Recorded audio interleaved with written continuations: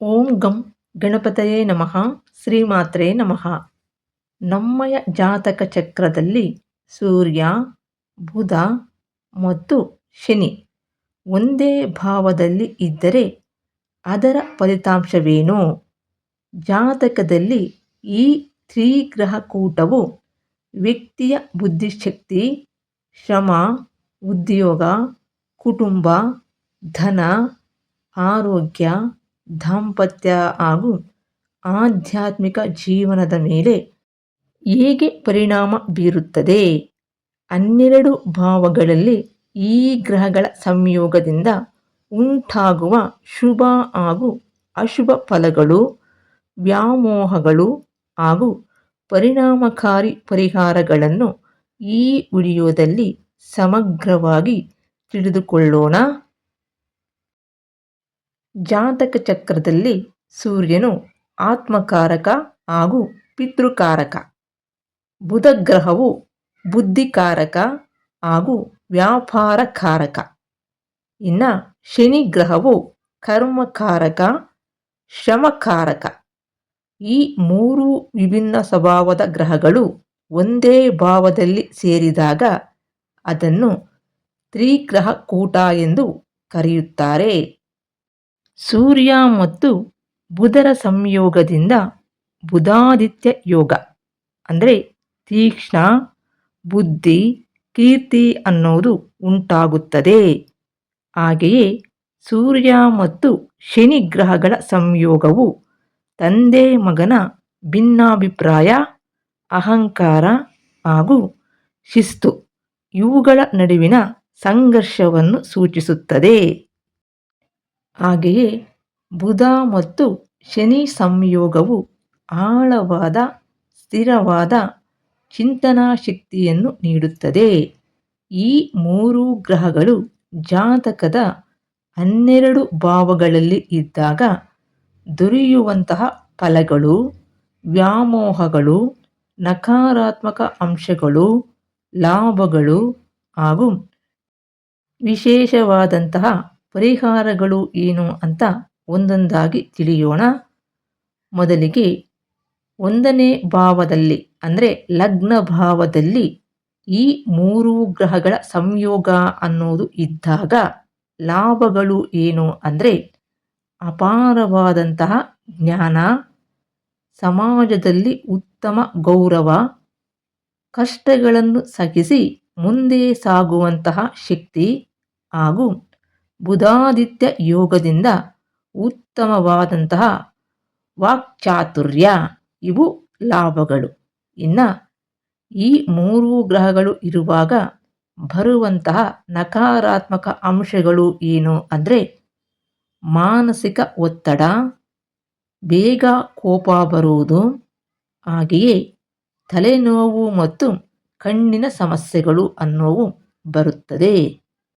ಇನ್ನು ವ್ಯಾಮೋಹ ಏನು ಅಂದರೆ ನಾನೇ ಶ್ರೇಷ್ಠ ಅಥವಾ ನನ್ನ ಕಷ್ಟವನ್ನು ಯಾರೂ ಅರ್ಥ ಮಾಡಿಕೊಳ್ಳುವುದಿಲ್ಲ ಎಂಬ ಅಹಂಕಾರ ಅಥವಾ ಆತ್ಮನ್ಯೂನ್ಯತೆ ಅನ್ನೋದು ಕಂಡುಬರುತ್ತದೆ.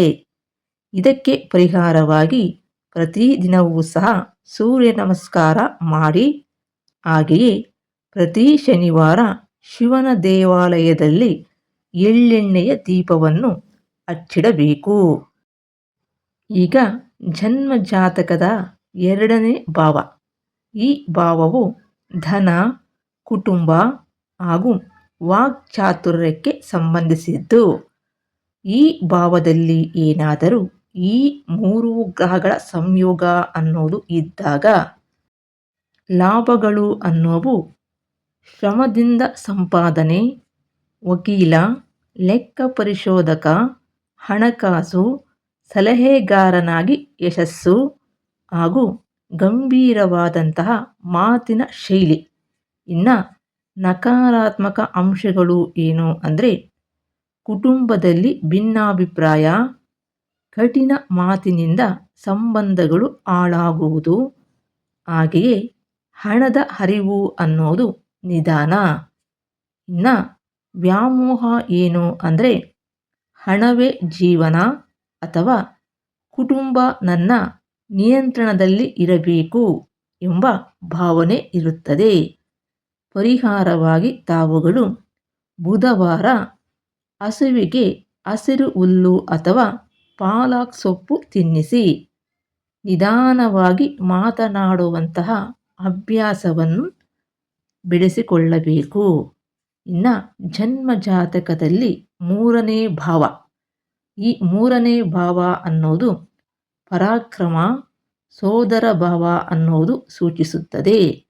ಈ ಭಾವದಲ್ಲಿ ಏನಾದರೂ ಈ 3 ಗ್ರಹಗಳ ಸಂಯೋಗ ಅನ್ನೋದು ಕಂಡು ಬಂದಲ್ಲಿ ಇರುವಂಥ ಲಾಭಗಳು ಏನು ಅಂದರೆ ಅಪಾರವಾದಂತಹ ಧೈರ್ಯ, ಬರವಣಿಗೆ, ಸಂವಹನ, IT ಕ್ಷೇತ್ರದಲ್ಲಿ ಯಶಸ್ಸು, ಜೊತೆಗೆ ಸ್ವಂತ ಪರಿಶ್ರಮದಿಂದ ಏಳಿಗೆ. ಇನ್ನು ನಕಾರಾತ್ಮಕ ಅಂಶಗಳು ಏನು ಅಂದರೆ ಸೋದರರೊಂದಿಗೆ ಭಿನ್ನಾಭಿಪ್ರಾಯ, ಶ್ರಮಕ್ಕೆ ತಡವಾಗಿ ಫಲ, ಇದರೊಂದಿಗೆ ಕೈ ಅಥವಾ ಭುಜದ ನೋವು ಕಾಣಿಸಿಕೊಳ್ಳುತ್ತದೆ. ಇನ್ನು ವ್ಯಾಮೋಹ ಏನು ಅಂದರೆ ನನಗೆ ಯಾರ ಸಹಾಯವೂ ಬೇಡ ಎಂಬ ಮನೋಭಾವನೆ. ಪರಿಹಾರವಾಗಿ ತಾವುಗಳು ಮಂಗಳವಾರ ಅಥವಾ ಶನಿವಾರ ಹನುಮಾನ್ ಚಾಲಿಸವನ್ನು ಪಠಿಸಿ. ಹಾಗೆಯೇ ಪಕ್ಷಿಗಳಿಗೆ ಧಾನ್ಯವನ್ನು ಹಾಕಬೇಕು. ಇನ್ನು ಲಗ್ನ ಭಾವದಲ್ಲಿ 4ನೇ ಭಾವ. ಈ ಭಾವವು ತಾಯಿ, ಸುಖ, ಮನೆ ಇವುಗಳಿಗೆ ಸಂಬಂಧಿಸಿದ್ದು. ಇನ್ನು ಲಾಭಗಳು ಏನು ಅಂದರೆ ತಡವಾದರೂ ಸ್ಥಿರಾಸ್ತಿ, ಉನ್ನತ ಶಿಕ್ಷಣ, ಸಮಾಜದಲ್ಲಿ ಗೌರವ. ಇನ್ನು ನಕಾರಾತ್ಮಕ ಅಂಶಗಳು ಏನು ಅಂದರೆ ತಾಯಿಯ ಆರೋಗ್ಯ ಸಮಸ್ಯೆ, ಮನೆಯಲ್ಲಿ ನೆಮ್ಮದಿಯ ಕೊರತೆ. ಹಾಗೆಯೇ ವ್ಯಾಮೋಹ ಏನು ಅಂದರೆ ದೊಡ್ಡ ಮನೆ, ಹೆಚ್ಚಿನ ಸೌಲಭ್ಯ ಇದ್ದರೆ ಮಾತ್ರ ಸುಖ. ಈ ರೀತಿಯ ವ್ಯಾಮೋಹ ಅನ್ನೋದು ಇರುತ್ತದೆ. ಪರಿಹಾರವಾಗಿ ತಾಯಿಯ ಆಶೀರ್ವಾದವನ್ನು ಪಡೆಯುವುದು, ಪ್ರತಿ ಶನಿವಾರದಂದು ಅನ್ನದಾನವನ್ನು ಮಾಡುವುದು. ಇನ್ನು ಲಗ್ನದಲ್ಲಿ 5ನೇ ಭಾವ. ಈ ಭಾವವು ಸಂತಾನ, ಬುದ್ಧಿ, ಪೂರ್ವ ಪುಣ್ಯವನ್ನು ಸೂಚಿಸುತ್ತದೆ. ಈ ಭಾವದಲ್ಲಿ ಏನಾದರೂ ಈ 3 ಗ್ರಹಗಳ ಸಂಯೋಗ ಅನ್ನೋದು ಇದ್ದಾಗ ದೊರೆಯುವಂತಹ ಲಾಭಗಳು ಏನು ಅಂದರೆ ತೀಕ್ಷ್ಣ ಬುದ್ಧಿಶಕ್ತಿ, ಸಂಶೋಧನೆ, ವಿಶ್ಲೇಷಣೆಯಲ್ಲಿ ಯಶಸ್ಸು ಹಾಗೂ ಆಧ್ಯಾತ್ಮಿಕ ಆಸಕ್ತಿ. ಇನ್ನು ನಕಾರಾತ್ಮಕ ಅಂಶಗಳು ಏನು ಅಂದರೆ ಸಂತಾನದಲ್ಲಿ ವಿಳಂಬ, ಮಕ್ಕಳೊಂದಿಗೆ ಭಿನ್ನಾಭಿಪ್ರಾಯ, ಷೇರು ಮಾರುಕಟ್ಟೆ ಹಾಗೂ ಜೂಜಿನಲ್ಲಿ ನಷ್ಟ. ಹಾಗೆಯೇ ಇವರ ವ್ಯಾಮೋಹ ಏನು ಅಂದರೆ ನನ್ನ ಅಭಿಪ್ರಾಯವೇ ಯಾವಾಗಲೂ ಸರಿಯಾಗಿದೆ ಎಂಬ ಭಾವನೆ ಇರುತ್ತದೆ. ಇದಕ್ಕೆ ಪರಿಹಾರವಾಗಿ ಗಾಯತ್ರಿ ಮಂತ್ರವನ್ನು ಜಪಿಸುವುದು, ವಿದ್ಯಾರ್ಥಿಗಳಿಗೆ ಪುಸ್ತಕ ದಾನವನ್ನು ಮಾಡುವುದು. ಇನ್ನು ಲಗ್ನದ 6ನೇ ಭಾವ. ಈ ಭಾವವು ಶತ್ರು, ರೋಗ ಹಾಗೂ ಸಾಲವನ್ನು ಸೂಚಿಸುತ್ತದೆ. ವಿಶೇಷವಾಗಿ ಈ ಸ್ಥಾನದಲ್ಲಿ ಶನಿ ಮತ್ತು ಸೂರ್ಯರು ಇದ್ದರೆ ಶತ್ರುಗಳ ಮೇಲೆ ಜಯವನ್ನು ಸಾಧಿಸಬಹುದು. ಲಾಭಗಳು ನೋಡುವುದಾದರೆ ಸ್ಪರ್ಧಾತ್ಮಕ ಪರೀಕ್ಷೆಯಲ್ಲಿ ಯಶಸ್ಸು, ಕೋರ್ಟು ವ್ಯವಹಾರಗಳಲ್ಲಿ ಅನುಕೂಲ, ಶತ್ರುಗಳ ಮೇಲೆ ವಿಜಯ. ಇನ್ನು ನಕಾರಾತ್ಮಕ ಅಂಶಗಳು ಏನು ಅಂದರೆ ಜೀರ್ಣಕ್ರಿಯೆ ಸಮಸ್ಯೆ, ನರಗಳ ದುರ್ಬಲತೆ, ಚರ್ಮ ರೋಗ, ಸಾಲ ಮಾಡುವಂತಹ ಪ್ರವೃತ್ತಿ. ಇನ್ನು ಇವರ ವ್ಯಾಮೋಹ ಏನು ಅಂದರೆ ನನಗೆ ಏನೂ ಆಗುವುದಿಲ್ಲ ಅಥವಾ ಅತಿಯಾದ ಭಯ ಅನ್ನೋದು ಕಾಡುತ್ತಿರುತ್ತದೆ. ಇದಕ್ಕೆ ಪರಿಹಾರವಾಗಿ ಮಹಾಮೃತ್ಯುಂಜಯ ಮಂತ್ರವನ್ನು ಜಪಿಸಬೇಕು. ಇದರೊಂದಿಗೆ ಅಂಗವಿಕಲರಿಗೆ ಅಥವಾ ಕುಷ್ಠ ರೋಗಿಗಳಿಗೆ ಸಹಾಯವನ್ನು ಮಾಡಬೇಕು. ಈಗ ಜನ್ಮಜಾತಕದ 7ನೇ ಭಾವ. ಈ ಭಾವ ಅನ್ನೋದು ದಾಂಪತ್ಯ ಮತ್ತು ಪಾಲುದಾರಿಕೆಯನ್ನು ಸೂಚಿಸುತ್ತದೆ. ಈ ಭಾವದಲ್ಲಿ ಈ 3 ಗ್ರಹಗಳ ಸಂಯೋಗ ಏನಾದರೂ ಇದ್ದಲ್ಲಿ ಲಾಭಗಳು ಏನು ಅಂದರೆ ಪ್ರೌಢ ಶಿಸ್ತಿನ ಜೀವನ ಸಂಗಾತಿ ಹಾಗೂ ವ್ಯವಹಾರದಲ್ಲಿ ಕಾನೂನು ಜ್ಞಾನ.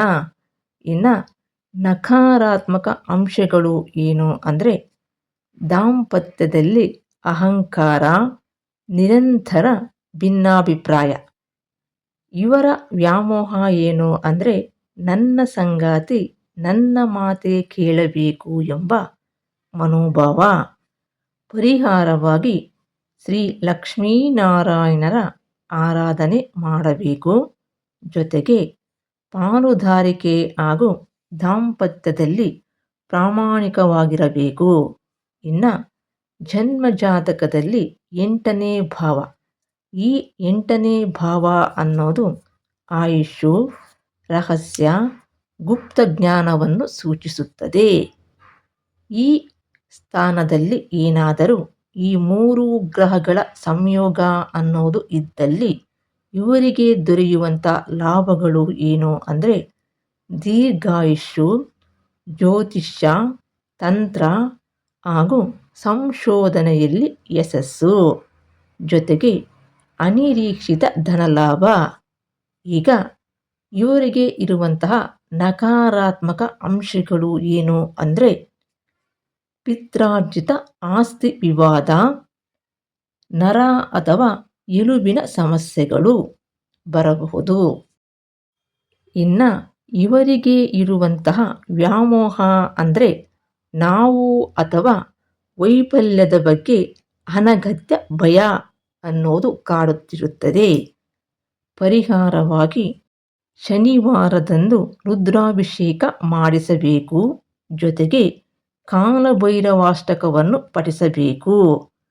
ಇನ್ನು ಜನ್ಮಜಾತಕದ 9ನೇ ಭಾವ. ಈ 9ನೇ ಭಾವ ಅನ್ನೋದು ಭಾಗ್ಯ, ಧರ್ಮ, ತಂದೆ ಇವುಗಳನ್ನು ಸೂಚಿಸುತ್ತದೆ.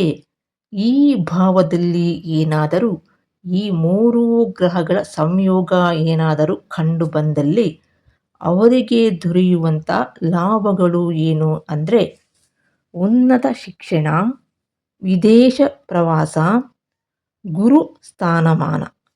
ಹಾಗೆಯೇ ನಕಾರಾತ್ಮಕ ಅಂಶಗಳು ಏನು ಅಂದರೆ ತಂದೆಯೊಂದಿಗೆ ಭಿನ್ನಾಭಿಪ್ರಾಯ, ಜೊತೆಗೆ 36 ವರ್ಷದ ನಂತರ ಭಾಗ್ಯೋದಯ. ಇವರಿಗೆ ಇರುವಂತಹ ವ್ಯಾಮೋಹ ಏನು ಅಂದರೆ ನಾನು ಹೇಳುವುದೇ ನಿಜವಾದ ಧರ್ಮ ಎಂದು ನಂಬಿರುತ್ತಾರೆ. ಪರಿಹಾರವಾಗಿ ತಂದೆ ಮತ್ತು ಗುರುಗಳನ್ನು ಗೌರವಿಸಬೇಕು. ಜೊತೆಗೆ ಗುರುವಾರದಂದು ಗುರುಚರಿತ್ರೆ ಪಾರಾಯಣ ಮಾಡಿ ಅಥವಾ ಶ್ರೀ ರಾಘವೇಂದ್ರ ಸ್ವಾಮಿ ಅಥವಾ ಸಾಯಿಬಾಬಾ ದೇವಸ್ಥಾನಕ್ಕೆ ಭೇಟಿ ನೀಡಬೇಕು.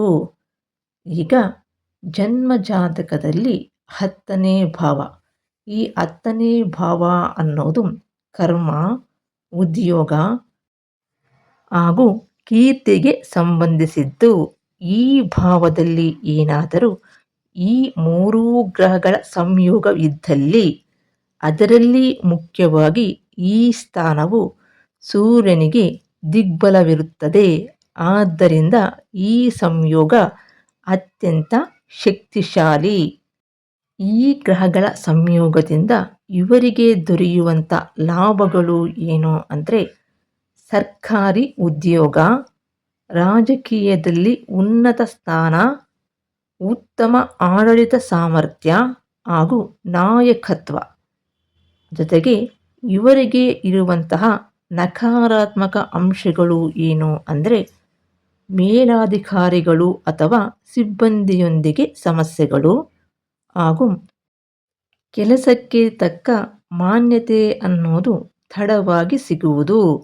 ಇವರ ವ್ಯಾಮೋಹ ಅಂದರೆ ನನ್ನ ಅಧಿಕಾರ ಶಾಶ್ವತ ಎಂಬ ಭಾವನೆ. ಪರಿಹಾರವಾಗಿ ನೌಕರರನ್ನು ಗೌರವಿಸಿ, ಸಂಬಳವನ್ನು ಸಮಯಕ್ಕೆ ನೀಡಿ, ಭಾನುವಾರದಂದು ಸೂರ್ಯದೇವರ ಅಷ್ಟಕವನ್ನು ಪಠಿಸಿ. ಇನ್ನು ಲಗ್ನ ಭಾವದಲ್ಲಿ 11ನೇ ಭಾವ. ಈ ಭಾವ ಅನ್ನೋದು ಲಾಭ ಹಾಗೂ ಸ್ನೇಹಕ್ಕೆ ಸಂಬಂಧಿಸಿದ್ದು. ಈ ಭಾವದಲ್ಲಿ ಈ 3 ಗ್ರಹಗಳ ಸಂಯೋಗ ಏನಾದರೂ ಕಂಡು ಬಂದಲ್ಲಿ ಇವರಿಗೆ ದೊರೆಯುವಂಥ ಲಾಭಗಳು ಏನು ಅಂದರೆ ಹಲವು ಮೂಲಗಳಿಂದ ಆದಾಯ, ಪ್ರಭಾವಿ ವ್ಯಕ್ತಿಗಳ ಪರಿಚಯ ಹಾಗೂ ಆಸೆಗಳ ಈಡೇರಿಕೆ. ಈಗ ಇವರಿಗೆ ಇರುವಂತಹ ನಕಾರಾತ್ಮಕ ಅಂಶಗಳು ಏನು ಅಂದರೆ ಸ್ನೇಹಿತರ ಮೋಸ, ಅಣ್ಣನೊಂದಿಗೆ ಭಿನ್ನಾಭಿಪ್ರಾಯ. ಈಗ ಇವರಿಗೆ ಇರುವಂತಹ ವ್ಯಾಮೋಹ ಏನು ಅಂದರೆ ಹೆಚ್ಚು ಸ್ನೇಹಿತರು ಇದ್ದರೆ ಮಾತ್ರ ನಾನು ಸುರಕ್ಷಿತ ಎಂಬ ಭಾವನೆ. ಪರಿಹಾರವಾಗಿ ಬುಧವಾರ ಗಣಪತಿಗೆ ಗರಿಕೆಯನ್ನು ಅರ್ಪಿಸಬೇಕು. ಜೊತೆಗೆ ಬಡ ವಿದ್ಯಾರ್ಥಿಗಳಿಗೆ ಆರ್ಥಿಕ ನೆರವನ್ನು ನೀಡಬೇಕು. ಈಗ ಕೊನೆಯದಾಗಿ ಲಗ್ನ ಭಾವದಲ್ಲಿ 12ನೇ ಭಾವ. ಈ ಭಾವ ಅನ್ನೋದು ವ್ಯಯ, ಮೋಕ್ಷ, ವಿದೇಶ ಈ ವಿಷಯಗಳಿಗೆ ಸಂಬಂಧಿಸಿದ್ದು. ಈ ಭಾವದಲ್ಲಿ ಏನಾದರೂ ಈ 3 ಗ್ರಹಗಳ ಸಂಯೋಗ ಏನಾದರೂ ಕಂಡು ಬಂದಲ್ಲಿ ಅವರಿಗೆ ದೊರೆಯುವಂಥ ಲಾಭಗಳು ಏನು ಅಂದರೆ ವಿದೇಶ ಪ್ರಯಾಣ ಹಾಗೂ ನೆಲೆಸುವ ಅವಕಾಶ, ಆಧ್ಯಾತ್ಮಿಕ ಪ್ರಗತಿ, ಅಂತರ್ಜ್ಞಾನ ವೃದ್ಧಿ. ಈಗ ಇವರಿಗೆ ಇರುವಂತಹ ನಕಾರಾತ್ಮಕ ಅಂಶಗಳು ಏನು ಅಂದರೆ ನಿದ್ರಾಹೀನತೆ, ಕಣ್ಣಿನ ಸಮಸ್ಯೆಗಳು, ಆಸ್ಪತ್ರೆ ಅಥವಾ ನ್ಯಾಯಾಲಯದ ವೆಚ್ಚಗಳು, ಜೊತೆಗೆ ಒಂಟಿತನ. ಈಗ ಇವರಿಗೆ ಇರುವಂತಹ ವ್ಯಾಮೋಹ ಏನು ಅಂದರೆ ಜೀವನದ ಜವಾಬ್ದಾರಿಗಳಿಂದ ತಪ್ಪಿಸಿಕೊಳ್ಳುವ ವಿರಕ್ತಿ. ಪರಿಹಾರವಾಗಿ ಮಲಗುವ ಮುನ್ನ ಓಂಕಾರವನ್ನು ಜಪಿಸಿ. ಮಲಗುವ ಕೋಣೆಯನ್ನು ಸದಾಕಾಲ ಸ್ವಚ್ಛವಾಗಿ ಇಟ್ಟುಕೊಳ್ಳಬೇಕು. ಇದರೊಂದಿಗೆ ದೇವಾಲಯ ಅಥವಾ ಆಶ್ರಮಗಳಿಗೆ ಗುಪ್ತದಾನವನ್ನು ಮಾಡಬೇಕು. ಒಟ್ಟಾರೆಯಾಗಿ ನಾವು ಗಮನಿಸಬೇಕಾದ ಪ್ರಮುಖ ವಿಷಯಗಳು ಏನು ಅಂದರೆ ಈ ತ್ರಿಗ್ರಹ ಕೂಟದ ಫಲಿತಾಂಶಗಳು ಕೇವಲ ಭಾವಸ್ಥಾನದ ಆಧಾರದ ಮೇಲೆ ಮಾತ್ರ ನಿರ್ಧಾರವಾಗುವುದಿಲ್ಲ. ಗ್ರಹಗಳ ಡಿಗ್ರಿಗಳು ಹೇಗಿವೆ, ಸೂರ್ಯನ ಸಮೀಪದಿಂದ ಬುಧ ಅಥವಾ ಶನಿ ಅಸಂಗತನಾಗಿದ್ದಾನೆಯೇ, ಅಥವಾ ಆ ಲಗ್ನಕ್ಕೆ ಆ ಗ್ರಹಗಳು ಶುಭ ಗ್ರಹಗಳೋ ಅಥವಾ ಪಾಪಗ್ರಹಗಳೋ, ಇಲ್ಲವೇ ಇತರೆ ಗ್ರಹಗಳ ದೃಷ್ಟಿ ಮತ್ತು ಯೋಗಗಳು ಅನ್ನೋವು ಹೇಗಿವೆ. ಈ ಎಲ್ಲ ಅಂಶಗಳನ್ನು ಪರಿಗಣಿಸಿದಾಗ ಮಾತ್ರ ನಿಖರವಾದಂತಹ ಫಲಿತಾಂಶವನ್ನು ಹೇಳಬಹುದು. ಸೂರ್ಯ ಮತ್ತು ಶನಿ ನಡುವಿನ ವೈರಾಗ್ಯವನ್ನು ಶಮನಗೊಳಿಸಲು ಶ್ರೀ ಮಹಾವಿಷ್ಣು ಅಥವಾ ಪರಮೇಶ್ವರನ ಆರಾಧನೆ ಅನ್ನೋದು ಅತ್ಯುತ್ತಮವಾದ ಪರಿಹಾರವೆಂದು ಪರಿಗಣಿಸಲಾಗಿದೆ. ಸದ್ಯಕ್ಕೆ ಈ ವಿಡಿಯೋನ ಇಲ್ಲಿಗೆ ಮುಗಿಸಿ ಮತ್ತೊಂದು ವಿಶೇಷವಾದ ಮಾಹಿತಿಯೊಂದಿಗೆ ಇನ್ನೊಂದು ವಿಡಿಯೋದಲ್ಲಿ ಮತ್ತೆ ನೋಡೋಣ. ನಮಸ್ಕಾರ.